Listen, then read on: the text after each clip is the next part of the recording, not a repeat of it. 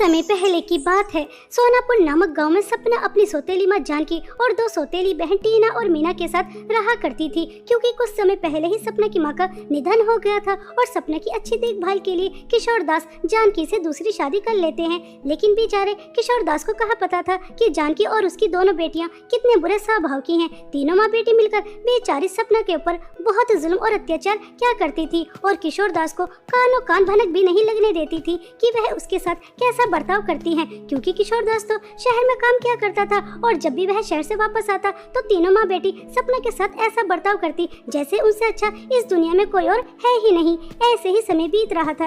एक दिन किशोर दास शहर से वापस आता है और अपनी तीनों बेटियों के लिए सुंदर सुंदर लहंगे लेकर आता है। तभी जानकी कहती है अरे ये लहंगे तो बहुत ही ज्यादा सुंदर है और सपना बिटिया का और भी ज्यादा सुंदर है। सपना बिटिया तुम इस लहंगे में बहुत ज्यादा सुंदर लगोगी।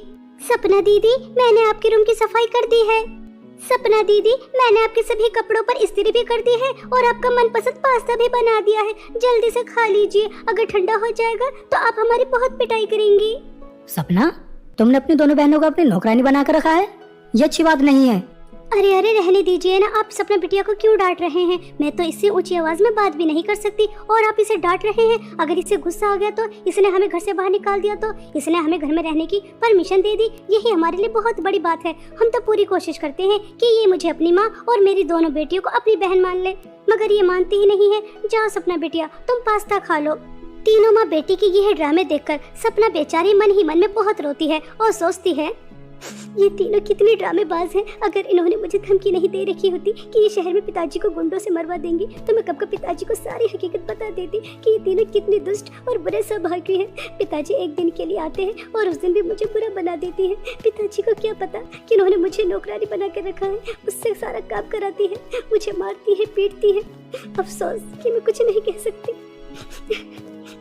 ऐसा सोचकर सपना आंखों में आंसू लेकर अपने रूम में चली जाती है और किशोर दास के शहर जाने के बाद टीना मीना सपना के पास आती हैं और उससे उसका लहंगा छीनकर उसको जोर से थप्पड़ मारकर कहती हैं चल ना नौकरानी के बच्चे, ये लहंगा मुझे दे। आई बड़ी लहंगा पहनने वाली, तुझे पता नहीं हमने तुझे इस घर की नौकरानी बना के रखा है और घर की नौकरानी मालकिन की तरह सुंदर सुंदर लहंगे नहीं पहनती, इसलिए चुपचाप किचन में जा और हम दोनों के लिए स्वादिष्ट स्वादिष्ट पकवान बना। सपना चुपचाप किचन में जाकर बहुत सारा स्वादिष्ट खाना बनाती है और वहीं दूसरी तरफ टीना और मीना आपस में बातें करती हैं। मीना बहुत दिन हो गए इस बहन जी गवार नौकरानी को हमने सबक नहीं सिखाया, एक दो थप्पड़ मारकर कहाँ मजा आता है। इसके साथ चल मजे लेते हैं, आज मम्मी से इसकी अच्छी तरह पिटाई करवाते हैं, बहुत मजा आएगा। बहुत दिन हो गए इससे मजे नहीं लिए। हाँ टीना तो बिल्कुल सही कह रही है और कुछ ऐसा करेंगे जिसकी वजह से मम्मी का पारा हाई हो जाए और गुस्से में आकर इसकी इतनी पिटाई करें कि बेचारी से चला भी ना जाए, बहुत मजा आएगा। चल चल। अरे हाँ याद आया, मम्मी को नेट वाला लहंगा बहुत ज्यादा पसंद है ना, अगर कोई उसे उनकी बिना इजाजत के हाथ भी लगा दे तो मम्मी कैसे आग बबूला हो जाती है, समझ रही है ना हमें क्या करना है। ऐसा सोचकर टीना और मीना अपनी माँ के रूम में जाती है, वहाँ से नेट वाला लहंगा निकालती है और उसे इस तरह से पूरी तरह से जला देती है और बहुत खुश होती है। अब आएगा मजा, अब देखते हैं कि माँ इसके साथ क्या करती है, कहीं माँ गुस्से में आकर इसे जान से ही ना मार दे। इस तरह से दोनों बहनें बहुत खुश हो रही थी और वहीं दूसरी तरफ बेचारी सपना इस सबसे बेखबर कि अब उसके साथ क्या होने वाला है। वह अपना काम कर रही थी, पहले किचन में इतना सारा खाना बनाया, उसके बाद बहुत सारे कपड़े धोती है और पूरे घर की सफाई करती है और जब जानकी अपने रूम में जाती है और अपना लहंगा जला हुआ देखती है तो वह गुस्से से लाल पीली हो जाती है और सपना को जोर जोर से आवाज लगाती है मनहूस सपना कहाँ मर गई, जल्दी से मेरे पास आ, आज तो मैं तेरी खबर लेती हूँ, कहाँ मर गई, जल्दी से आती है या नहीं, या फिर तुझे वहीं आकर सबक सिखाऊं। सपना सपना मर गई क्या, आवाज नहीं आ रही, कब से तुझे बुला रही हूँ। क्या हुआ माँ, आप इतनी तेज आवाज क्यों लगा रही हैं? मैं छत पर कपड़े सुखा रही थी इसलिए आवाज नहीं गई, क्या मुझसे कोई गलती हुई है?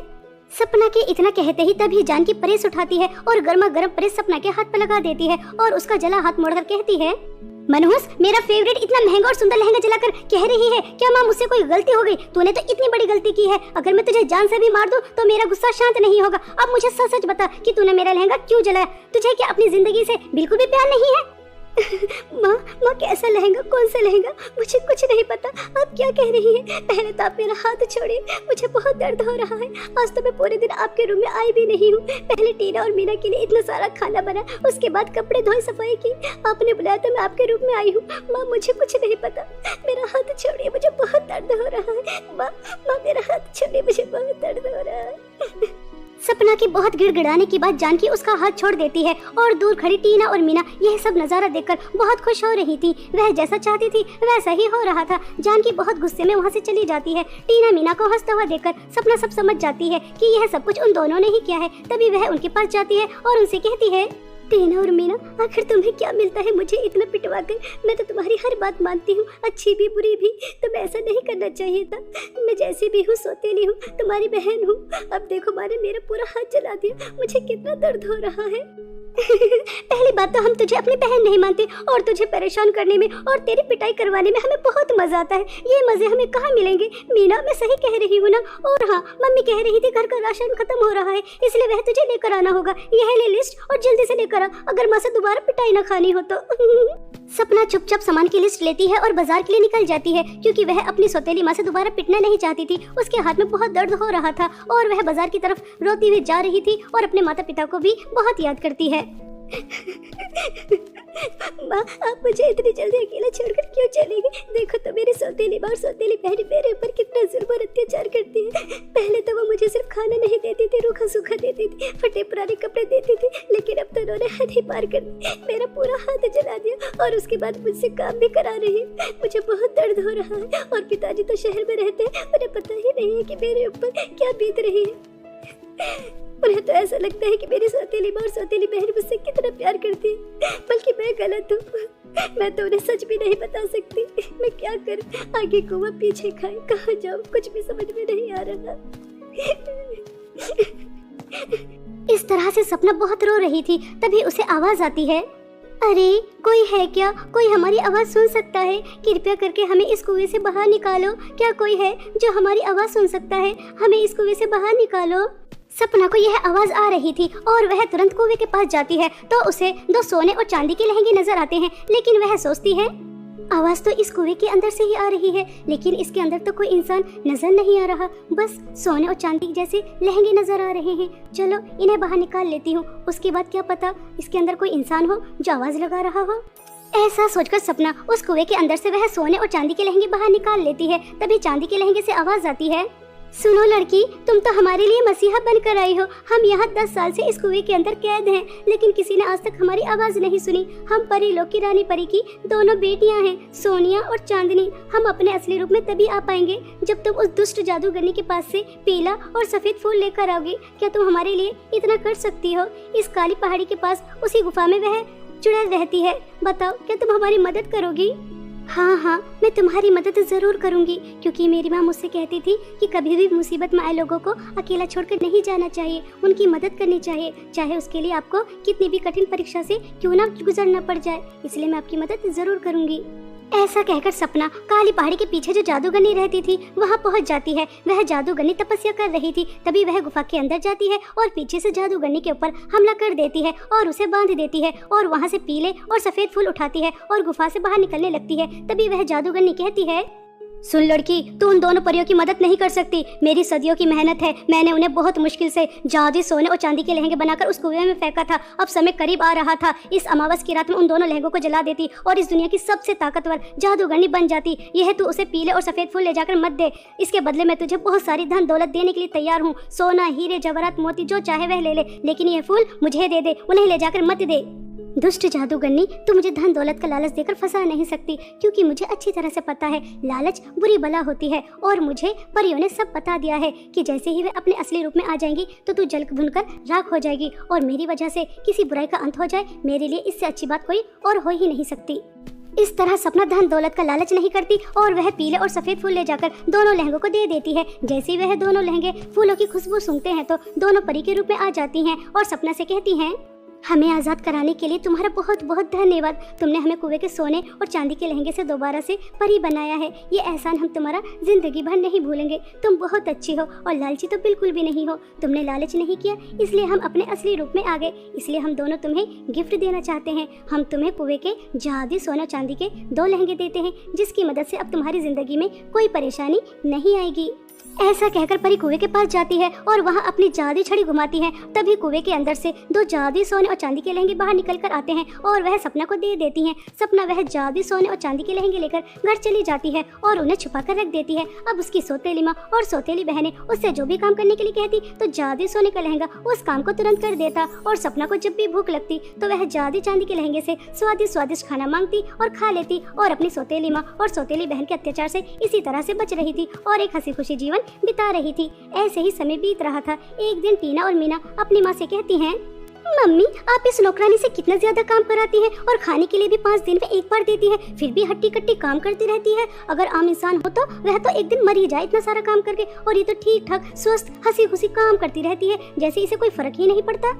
तीनों माँ बेटी के दिमाग के अंदर सपना को लेकर शक का कांटा गड़ जाता है और वह सपना के ऊपर नजर रखने लगती हैं। और एक दिन तीनों माँ बेटी को पता चल जाता है कि सपना के पास जादुई सोने और चांदी के लहंगे हैं। तभी जानकी सपना के पास जाती है और उसको जोर से थप्पड़ मारकर कहती है, क्यों री मनोज तेरे पास जादुई सोने और चांदी के लहंगे हैं और तूने हमें बताना जरूरी भी नहीं समझा। चल हट यहाँ से और ये लहंगे हमें दे, इससे हम बहुत सारी धन दौलत लेकर बहुत अमीर होना है, तेरी तरह मामूली घर का काम नहीं करवाना। टीना और मीना यह जादुई सोने और चांदी के लहंगे लेकर अपने रूम में चलो।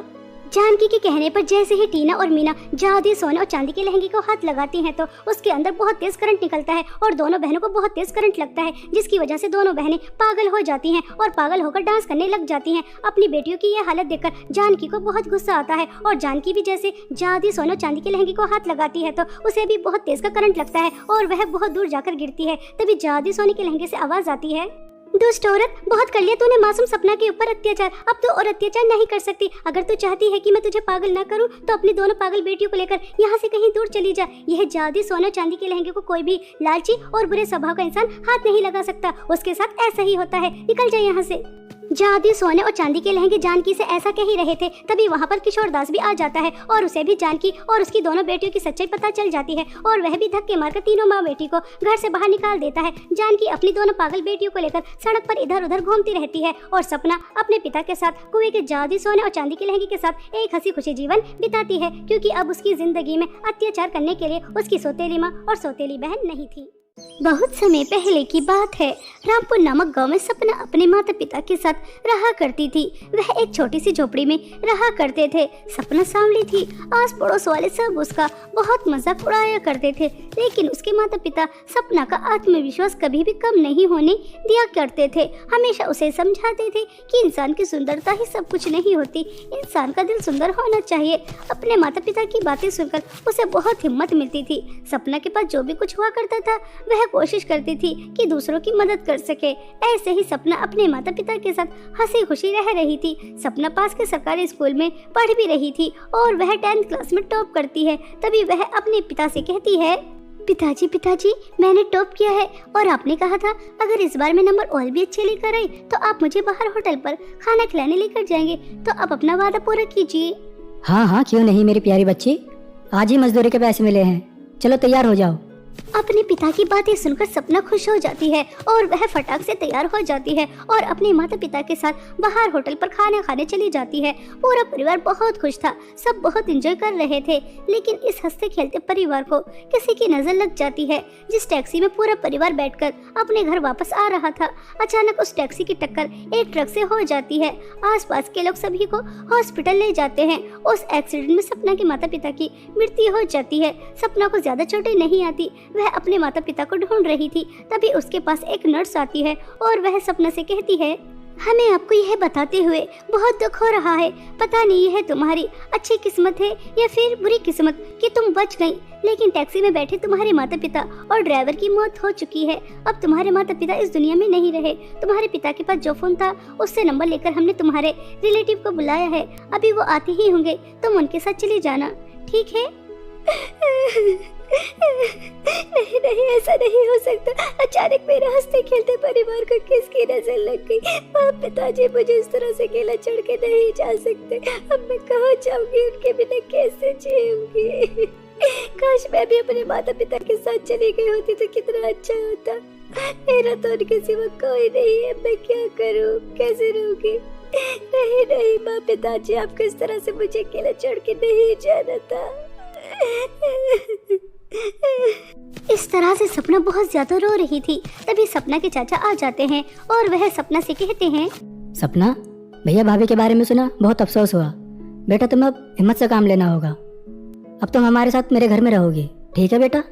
ऐसा कहकर सपना के चाचा उसे अपने साथ ले जाते हैं। सपना के चाचा तो बहुत अच्छे थे, लेकिन चाची कावेरी बिल्कुल भी अच्छी नहीं थी। वह बहुत ही लालची, निर्दयी और कठोर स्वभाव की औरत थी, इसलिए कभी भी सपना के माता पिता की उनसे बनती नहीं थी। सपना अपने चाचा के साथ जाते हुए हिचकिचाती है, लेकिन उसके पास और कोई चारा भी नहीं था, इसलिए वह अपने चाचा के साथ उनके घर चली जाती है। सपना को देखते ही कावेरी आग बबूला हो जाती है और वह सपना के चाचा से कहती है, आप इस काली कलूटी मनहूस को झोपड़ी पट्टी से उठाकर इस महल जैसे घर में लेकर आ गए। आपसे रहा नहीं गया होगा। मनहूस ने अपने माँ बाप को तो खा ही लिया है, अब आ गए इस घर में अपनी काली नजर लगाने के लिए। मनहूस देखिए जी, आपने बिल्कुल भी अच्छा नहीं किया, इसे यहाँ पर लेकर आ गए। हमारे भी अपने 2 बच्चे हैं, उनका भी खर्चा होता है। अब हम इस काली कलूटी का भी खर्चा उठाएंगे और हमारी सोसाइटी में कितनी इंसल्ट होगी जब लोग हमसे पूछेंगे कि काली कलूटी कौन है। तो मैं आपको पहले ही बता देती हूँ, अगर आप इसे यहाँ पर रखना चाहते हैं तो मेरा भी एक फैसला है कि मैं इसे अपना रिलेटिव नहीं बताऊंगी। यह घर में नौकरानी की हैसियत से रहेगी। मंजूर है तो बताइए,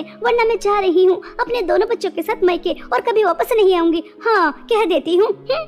चाची जी, आप इतना ज्यादा गुस्सा मत कीजिए। आप बस मुझे 2 समय का खाना और सर छुपाने के लिए छत दे दीजिए। मुझे आपसे और कुछ नहीं चाहिए। आप मुझसे जो भी काम करने के लिए कहेंगी, मैं वह सब काम करने के लिए तैयार हूँ। बस आप चाचा जी से लड़ाई मत कीजिए और गुस्सा मत कीजिए। मैं नहीं चाहती मेरी वजह से आप दोनों में झगड़ा हो या आपकी सोसाइटी में कोई बदनामी हो। हाँ, मैं तुम जैसी गरीब लड़कियों को अच्छी तरह से जानती हूँ। तुम्हें चिकनी चुपड़ी बातें करनी बहुत अच्छी तरह से आती हैं। अब यहाँ खड़े होकर समय बर्बाद क्यों कर रही है? बहुत सारे गंदे कपड़े हैं, पहले उन्हें धो, उसके बाद पूरे घर की अच्छी तरह सफाई करना। और हाँ, खास करके मेरी बेटी कंचन के रूम की, उसे गंदगी बिल्कुल भी पसंद नहीं है। जब सारा काम हो जाएगा तो मैं तुझे तेरे हिस्से का खाना दे दूंगी। अब चल जाए यहाँ से, मनहूस काली कलूटी।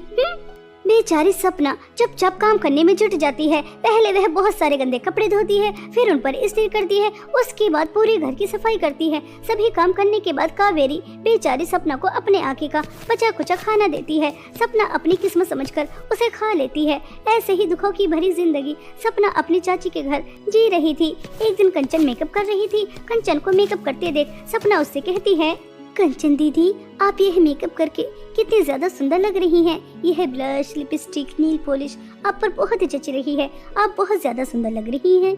काली कलूटी नौकरानी, तो कहना क्या चाहती है कि मैं सुंदर नहीं हूँ, मेकअप करके सुंदर लग रही हूँ? मैं बिना मेकअप के भी बहुत ही ज्यादा सुंदर लगती हूँ और ये मैंने कुछ ज्यादा मेकअप वेकअप नहीं किया। तो जैसी काली कलूटी चाहे कितना भी मेकअप थोप ले, लेकिन वह लगती बिल्कुल बदसूरत की बदसूरत है, बिल्कुल तेरी तरह। काली कलूटी मुझसे कह रही है, दीदी आप मेकअप करके कितनी ज्यादा सुंदर लग रही हो। तो तुम मेकअप करके भी सुंदर नहीं लग सकती, क्योंकि तुम काली कलूटी बंदरिया जैसी दिखने वाली लड़की है। ऐसा कहकर कंचन सपना का बहुत मजाक उड़ाती है। ऐसे ही कुछ दिन बीत जाते हैं। एक दिन कावेरी अपने दोनों बच्चों के साथ बाहर घूमने जा रही थी। तभी सपना अपनी चाची से कहती है, चाची जी, आज मेरा जन्मदिन है और मैं हर साल अपने जन्मदिन पर अपने माता पिता के साथ मंदिर जाया करती थी, लेकिन अब तो मेरे माता पिता इस दुनिया में है नहीं, इसलिए मैं खुद वहां जाना चाहती हूँ। आज आप मुझे काम से छुट्टी दे दीजिए। आपने सुबह बहुत सारा काम बताया है, इतना सारा काम करते करते सारा दिन ढल जाएगा और मुझे मंदिर जाने का समय नहीं मिलेगा। चाची जी, जाने दीजिए। सपना की यह बातें सुनकर कावेरी को गुस्सा आ जाता है और वह सपना के जन्मदिन पर ही उसको जोर से थप्पड़ मारती है और कहती है, मनहूस, अगर आज तेरा जन्मदिन है तो हम क्या करें? और तुझ जैसी काली कलूटी को अपना जन्मदिन बनाने की क्या जरूरत है? मंदिर जाने की क्या जरूरत है? यहीं पर भगवान को मठा टेक दे। तुझे दिखाई नहीं दे रहा कि मैं अपने दोनों बच्चों के साथ बाहर घूमने जा रही हूँ? लेकिन मनहूस है ना, अपनी मनहूसियत कहीं भी फैला देती है तो कहीं नहीं जाएगी, चुपचाप घर में रहकर घर के काम करेगी। इतने सारे काम दिए हैं मैंने तुझे, कपड़ा धोने, इस्त्री करनी, सफाई करनी, गार्डन की सफाई करना, खाना पकाना, वह कौन करेगा? तेरी मरी हुई माँ चुपचाप घर में रहकर घर की देख रेख कर। अगर तू भी बाहर चली जाएगी तो घर में कौन रहेगा? काली कलूटी अपना जन्मदिन मनाना चाहती है, देखो तो क्या जमाना आ गया। ऐसा कहकर कावेरी अपने दोनों बच्चों के साथ बाहर चली जाती है और बेचारी सपना अपने जन्मदिन पर घर रह जाती है, वो भी घर के काम करने के लिए। उसे बहुत दुख होता है। सपना अपने माता पिता की तस्वीर देखकर बहुत रोती है। माँ पिताजी, ऐसा मैंने कौन सा गुनाह कर दिया था जो मेरी जिंदगी में सिर्फ दुख ही दुख है, सुख का तो नामो निशान नहीं। हमेशा कंचन दीदी, चाची मेरे रंग रूप का मजाक उड़ाती रहती है। काली कलूटी बंदरिया पता नहीं मुझे किस किस नाम से पुकारती है, मुझे मारती है, पीटती है, घर का सारा काम कराती है और खाने के लिए भी रूखा सूखा देती है। वह सब अत्याचार में बर्दाश्त करती आ रही थी। लेकिन आज तो उन्होंने हद ही पार कर दी। मुझे मेरे जन्मदिन पर मंदिर तक भी नहीं जाने दिया और मेरी पिटाई भी की और कहा कि घर के सारे काम करो। ऐसा होता है क्या कहीं?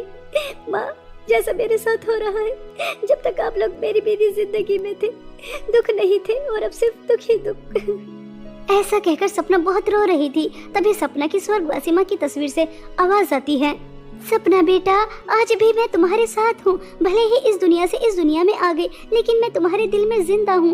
बेटा, मैं तुम्हें एक ऐसी जगह बताती हूँ जहाँ तुम्हें जादुई मेकअप किट मिलेगी। उसे लगाते ही तुम दुनिया की सबसे ज्यादा सुंदर लड़की बन जाओगी और तुम्हें जादुई मेकअप किट से जो भी कुछ मांगोगी वह तुरंत मिल जाएगा। जाओ मेरी प्यारी बच्ची, तुरंत उस जगह के लिए निकल जाओ। अब तुम्हारा कोई मजाक नहीं उड़ाएगा, तुम्हारे ऊपर कोई अत्याचार नहीं कर पाएगा और तुम्हारे जन्मदिन की तुम्हें बहुत बहुत शुभकामनाएं। माँ, दुनिया का कितना अनमोल तोहफा होता है। आप इस दुनिया में नहीं है, फिर भी आपने मुझे मेरे जन्मदिन पर विश किया और ये दुनिया वाले कितने जालिम हैं, जिंदा हैं, चल फिर रहे हैं, फिर भी मुझे मेरे जन्मदिन पर विश करना तो बहुत दूर की बात है, मुझे सुकून की सांस भी नहीं लेने दे रहे। माँ से अच्छा कोई और हो ही नहीं सकता। माँ, आपका बहुत बहुत धन्यवाद मुझे जादुई मेकअप किट के बारे में बताने के लिए। सपना अपनी माँ को धन्यवाद कहकर उनकी बताई हुई जगह पर निकल जाती है। तभी उसे रास्ते में एक बूढ़ी औरत मिलती है। उनके पास बहुत सारा सामान था। तभी सपना उनकी मदद करती है, उन्हें उनकी मंजिल तक पहुंचा देती है। कुछ दूर और चलने के बाद सपना को एक हिरण जख्मी मिलता है। सपना उसकी मदद करती है और खुशी खुशी चलती रहती है। तभी उसे एक चमकती हुई कोई चीज नजर आती है। सपना उसे उठाती है तो वह जादुई मेकअप किट थी। तभी उस मेकअप किट से आवाज आती है, सपना, यह तुम्हारी माँ की जादुई मेकअप किट है। इसे लगाते ही तुम बहुत ही ज्यादा सुंदर हो जाओगी और तुम मुझसे जो भी कुछ मांगोगी तुम्हें मिल जाएगा। और हाँ, तुम्हारी माँ ने तुम्हें यहाँ पर आने का रास्ता तो बता दिया था। अगर तुम बुरे स्वभाव की होती, लालची होती, तो तुम इस जगह तक कभी नहीं पहुँच सकती थी। तुम बहुत अच्छी हो, दूसरों की मदद करती हो, इसलिए तुम अपने अच्छे स्वभाव की वजह से अपनी मंजिल तक पहुँची हो। अब तुम मुझे लगा सकती हो और मुझसे कुछ भी मांग सकती हो। जादुई मेकअप किट की बातें सुनकर सपना खुश हो जाती है और जैसे ही उसे लगाती है तो वह दुनिया की सबसे सुंदर लड़की बन जाती है। खुद को इतना ज्यादा सुंदर देखकर सपना बहुत ही ज्यादा खुश होती है और वह जादुई मेकअप किट से कहती है, अरे, मैं तो आपको लगाते ही कितनी ज्यादा सुंदर हो गई। अब मेरे रंग रूप का कोई मजाक नहीं उड़ाएगा, मेरे ऊपर कोई नहीं हंसेगा। माँ की जादुई मेकअप किट, आप मुझे जल्दी से एक बहुत बड़ा केक, चॉकलेट, टॉफी यह सब दे दीजिए। आज मेरा जन्मदिन है, मैं यहाँ की गरीब बस्ती में जाकर उन बच्चों के साथ अपना जन्मदिन सेलिब्रेट करूंगी। सपना के इतना कहते ही जादुई मेकअप किट उसे एक बहुत बड़ा केक, चॉकलेट, टॉफी यह सब दे देता है। अपने पास के ही गरीब बस्ती में जाती है और उन बच्चों के साथ सपना अपना जन्मदिन बहुत ही धूमधाम से सेलिब्रेट करती है। और अब वह अपनी चाची के घर भी वापस नहीं जाती। जादुई मेकअप किट से एक सुंदर सा घर लेती है और उसमें रहती है और गरीब परेशान लोगों की भी बहुत मदद करती है। ऐसे ही एक दिन सपना मॉडलिंग शो में पार्टिसिपेट करने गई थी। वहाँ कंचन भी आई हुई थी। दोनों की मुलाकात हो जाती है। तभी सपना कंचन से कहती है, अरे कंचन दीदी, तुम यहाँ पर, तुम भी मॉडलिंग शो में पार्टिसिपेट करोगी? बहुत अच्छा है, दोनों बहनों में जमकर मुकाबला होगा।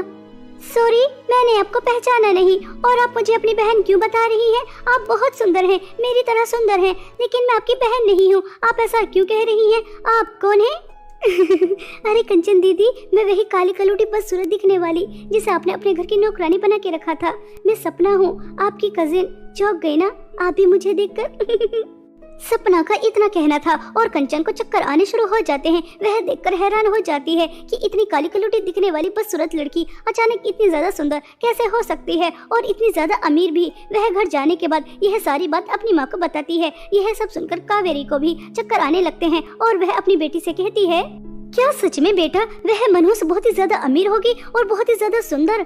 ऐसा कैसे हो सकता है? और वह मॉडलिंग शो में पार्टिसिपेट कर रही है और तुम्हें डर है कि वह बहुत ज्यादा सुंदर है, कहीं तुम हार ना जाओ। नहीं बेटा, मेरे होते हुए तुम हार नहीं सकती। मैं भी पता करती हूँ कि उस मनहूस के पास ऐसा क्या है।